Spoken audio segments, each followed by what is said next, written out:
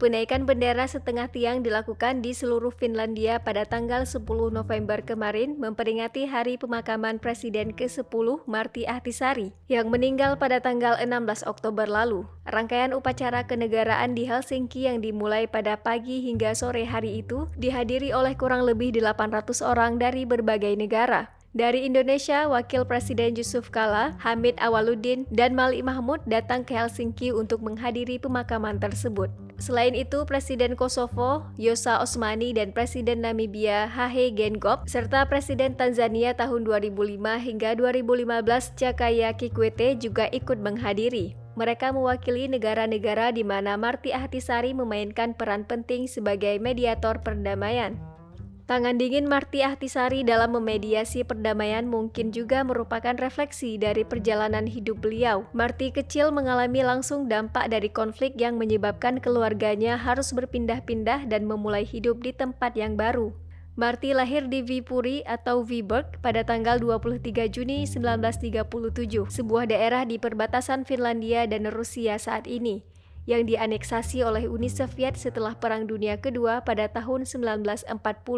Masa kecil Martti Ahtisaari dihabiskan di Kuopio, sebuah kota di bagian timur Finlandia yang dekat dengan perbatasan Rusia. Kemudian ketika ia berusia 15 tahun, keluarganya pindah ke kota Oulu di bagian utara Finlandia. Disinilah ia mulai bergabung dengan klub basket di cabang lokal YMCA. Disinilah menurut sahabatnya merupakan awal dari keterampilan Martti melakukan mediasi. Dalam salah satu wawancara, Martti mengakui bahwa meskipun ia bukan pemain basket yang bagus, ia selalu mampu memediasi konflik yang terjadi di ruang ganti pemain dengan baik. Pada tahun 1959, beliau lulus dari Oulu Teacher Training Institute dan bekerja sebagai guru SD selama 1 tahun di Oulu. Namun, ketertarikannya untuk melihat dunia luar membawanya ke Pakistan. Di negara inilah Martti muda bekerja sebagai pengajar untuk calon guru dan mengelola asrama mahasiswa di Physical Education College di Pakistan sebagai bagian dari Sweden Development Program hingga 1963. Kembali dari Pakistan, Martti melanjutkan studi di Helsinki dan terlibat dalam organisasi mahasiswa internasional.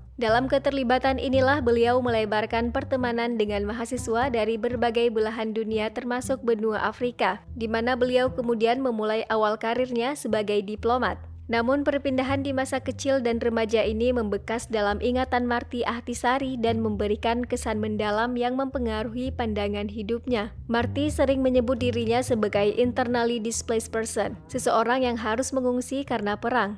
Karena itulah Martti memiliki pandangan yang jernih akan dampak konflik terhadap orang kebanyakan. Martti juga sangat peka terhadap kesenjangan dan diskriminasi yang banyak dialami oleh pengungsi. Martti percaya kesetaraan merupakan kunci untuk mewujudkan masyarakat yang damai dan sejahtera. Beliau juga berpandangan bahwa selain dari kerja politik, perdamaian juga harus diwujudkan melalui kerja orang kebanyakan. Dalam banyak pidato setelah proses mediasi selesai dan komitmen perdamaian dicapai, Martti Ahtisaari selalu mengatakan bahwa saat ini kerja keras untuk mewujudkan perdamaian yang nyata dalam kehidupan sehari-hari justru dimulai. Dan semua pihak harus menyingsingkan lengan bajunya untuk bekerja mewujudkan hal itu tanpa kecuali, dimanapun mereka berada dan sekecil apapun usaha tersebut.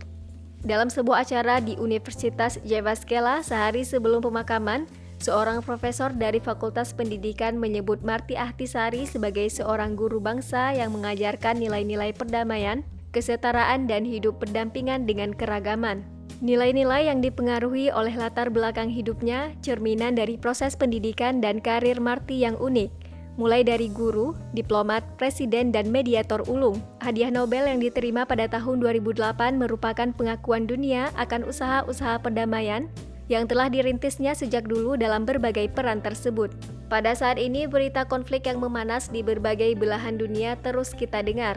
Kepercayaan Martti Ahtisaari bahwa peace is a question of will membuat kita tercenung. Kehendak akan perdamaian memang perlu terus-menerus diserukan dan diwujudkan. Namun, apakah memang sesederhana itu? Seolah-olah mendengar sayup-sayup bisikan beliau, all conflicts can be resolved every day. Pendekatan perdamaian melalui jalur informal membangun komunikasi antar faksi, memberi ruang bagi semua pihak yang terdampak untuk menyuarakan kepentingan mereka adalah hal-hal yang mendasar agar kehendak akan perdamaian dapat ditumbuhkan dalam proses negosiasi. Namun, hal-hal ini juga perlu menjadi bagian dari keseharian orang-orang kebanyakan yang hidup berdampingan dengan keragaman. Saat ini, prinsip-prinsip resolusi konflik dan mediasi perdamaian Marty Ahtisaari dilanjutkan oleh Crisis Management Initiative atau CMI, sebuah organisasi yang terus berkomitmen melanjutkan upaya mewujudkan perdamaian hakiki di berbagai belahan dunia. Namun, perwujudan perdamaian bagi orang kebanyakan juga terus dilakukan. Di Finlandia, Ahtisaari Days yang mulai dilakukan pada tahun 2010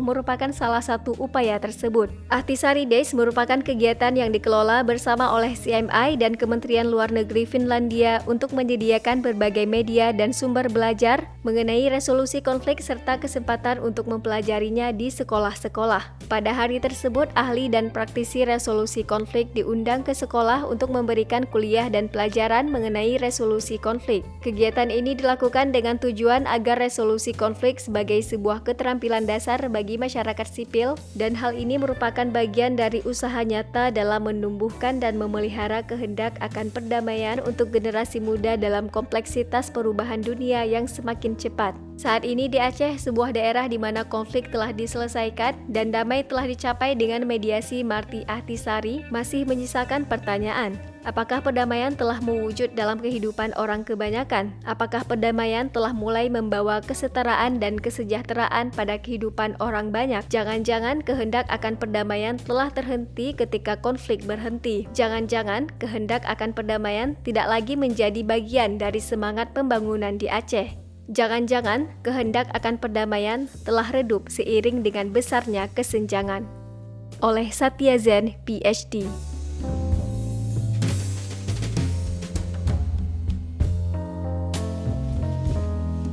Jika video ini bermanfaat untuk Anda, silakan subscribe, like, dan nyalakan loncengnya.